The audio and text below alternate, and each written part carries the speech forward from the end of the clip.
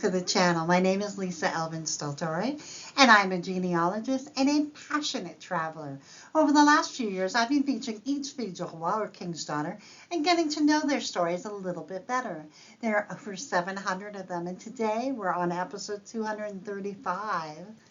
Before we begin, let me show you ways you can support the channel. The first three keep you in the know. Subscribe, like, and notify. The next three are ways to help the channel grow. We have the platforms Ko-fi and Patreon, which are either monthly or a one-time donation. And we also have my PayPal button on my website, haverootswilltravel.com. Thank you so much for all of you who have supported me thus far. I truly appreciate it.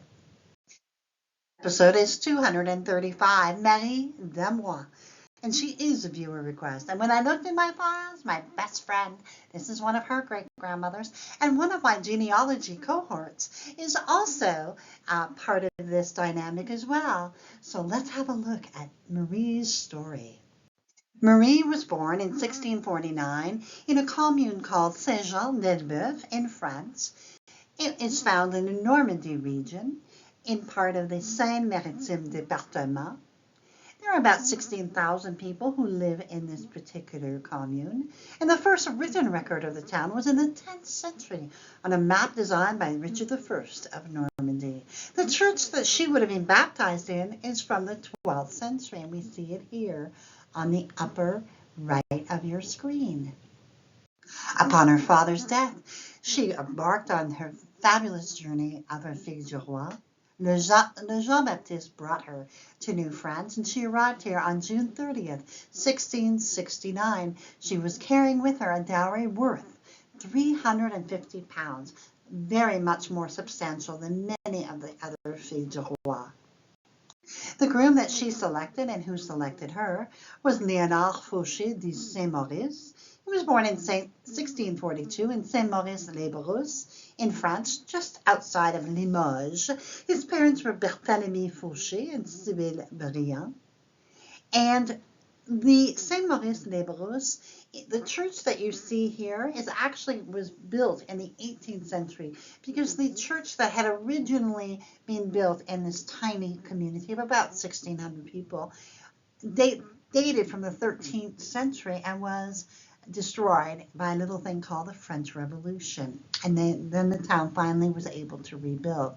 This picture on your right in the middle of your screen is actually the Roman road, one of the Roman road and it went through St. Maurice.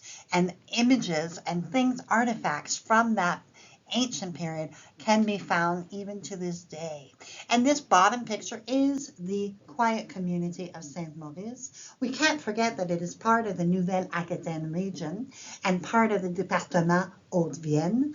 We also know that Limoges is famous, and Limoges is a very large town. I think 100,000 and 300,000 people with all of the surroundings. Limoges, of course, is part of the porcelain. Everyone knows Limoges porcelain and how important that is to the community. Léonard would come to New France sometime, we're not sure exactly when, but we know that he was listed as an apprentice, an engagé, which means a contracted employee, in the 1666 census. He is the contracted employee of Antoine Rouillard. He is a carpenter by trade, and he is apprenticing with Antoine as well. We know that Léonard probably was free of his contract and had built a home, but by October 15, 1669, he and Marie would get married in Quebec City. She was also gifted another 50 pounds from the king, making her dowry worth 400 pounds, which is really, really an incredible sum at that time. And this is the marriage record that exists to this day between Léonard and Marie. The family would settle at Neuville, which of course means new town in English. It's a village on the north shore of the St. Lawrence River, just west of Quebec City. And it was founded officially in 1684, and it remains as beautiful as the picture on the right demonstrates. I was fortunate enough to spend 2 nights there this past summer, It really was an astonishingly beautiful, quiet, historical place. Very, very special. I would return there in a heartbeat. In 1653, the area was granted as a seigneurie by Jean de Lauzon to Jean Bourdon de Saint-Jean for his son, Jean-François Bourdon de Joumbourg, who was the Attorney General to the sovereign. In 1680, the Dombourg seigneurie was acquired by Nicolas Dupont de Neuville. Thereafter, the seigneurie was known as Neuville.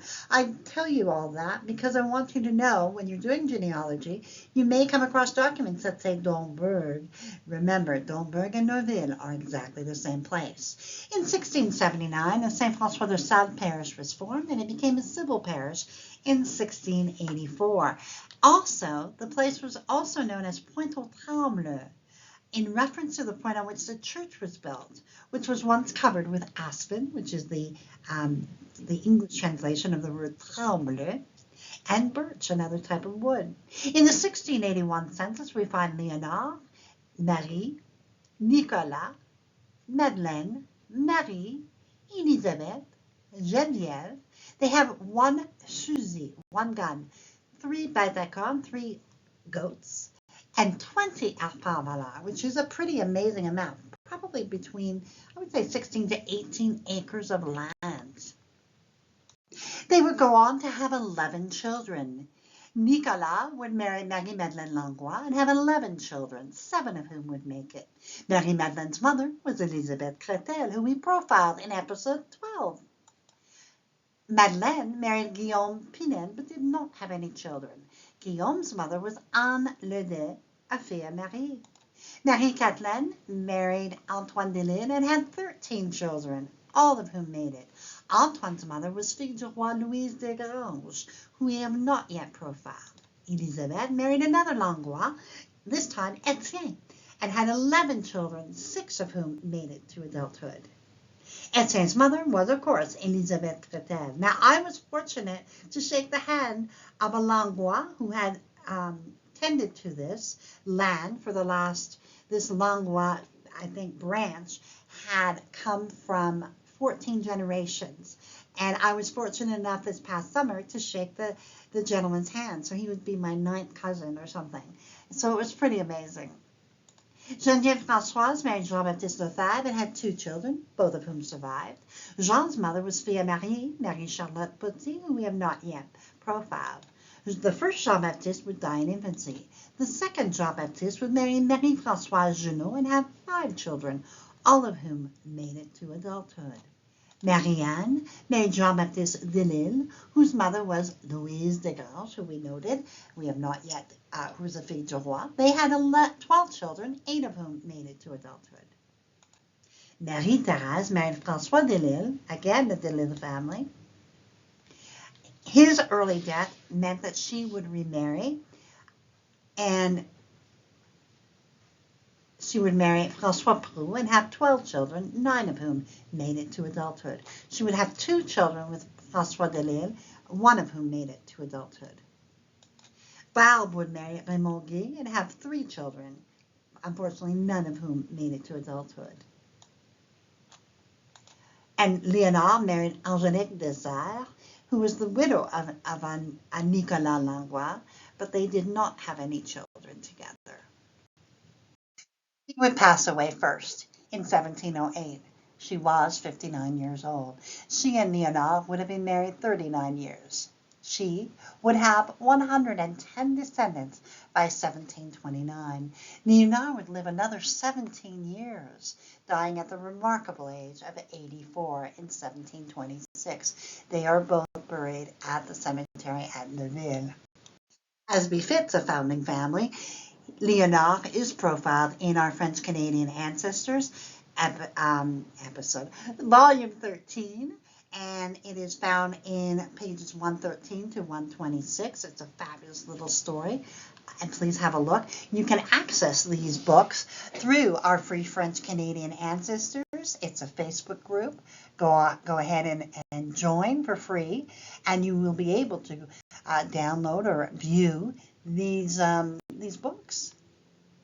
Part of what we look at in genealogy is if somebody starts with one name, they may end up with another name, and by the end of it, you can't find the origin. So very important to know that the variations of Faucher may mean Château Vert, because somebody added a D name, Faucher, Fauchy, Fauchon, Forges. Notice how they're spelled. Forget, Faucher with an O, U-C-H, Fréjot, and Saint-Maurice, the original D name.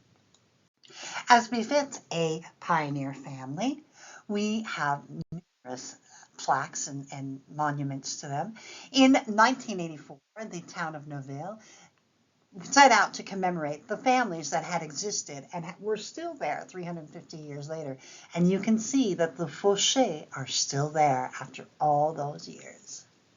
And then we have a plaque that was made by the Association of Faucher, the Faucher Association, and Faucher. And I'm going to read to you in French.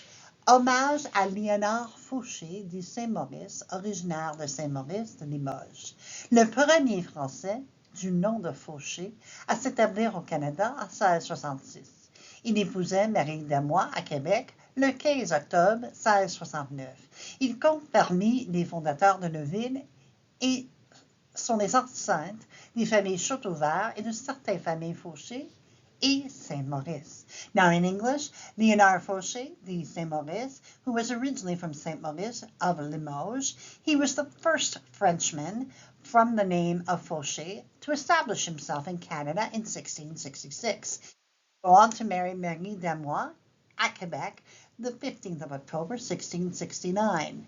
He is the founder of the family of Châteauvert and Faucher and Saint-Maurice, and he was one of the founders of the town of Neuville. Now this map is very interesting. It was designed in 1709, and we can see that Nicolas Faucher, the eldest son, is listed there,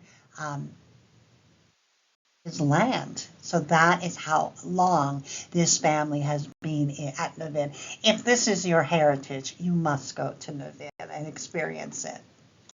For those of you who would like or need more information, please turn to the Faucher and Faucher Association website. It's magnificent. I've posted the link in the notes section so you can have a look at it. It really is a spectacular website and very much up to date. Check it out. Here are some of my favorite resources. One of my very, very favorites for looking up the Filles du Roi is, of course, La Société des Filles du Roi, which is upper left on your screen. I am the membership chair, and I am one of the directors, but I also, even before I was all that, I used this site a lot to confirm the names. It's got the big list of it, all of the names, all of the original Filles du Roi names. I would urge you to look at this website. You don't necessarily have to become a member, but once you do become a member, either as an associate member, where you don't have an actual descendant or you don't want to fill out the information, or you are a bona fide member with a certificate, beautiful certificate that's suitable for framing, as you are a descendant of whichever Filles du Roi is in your tree. You then have access to all of the journals, and this society has been around since 1994. We're going to be celebrating our 30th year next year. So it is kind of, I would say, one of the original societies that honors les Filles du Roi. So have a look at that. What a beautiful story Marie Damois was able to give us. She and Léonard were married and produced so many children, and truly were the pioneers of one of the most beautiful places, Neuville.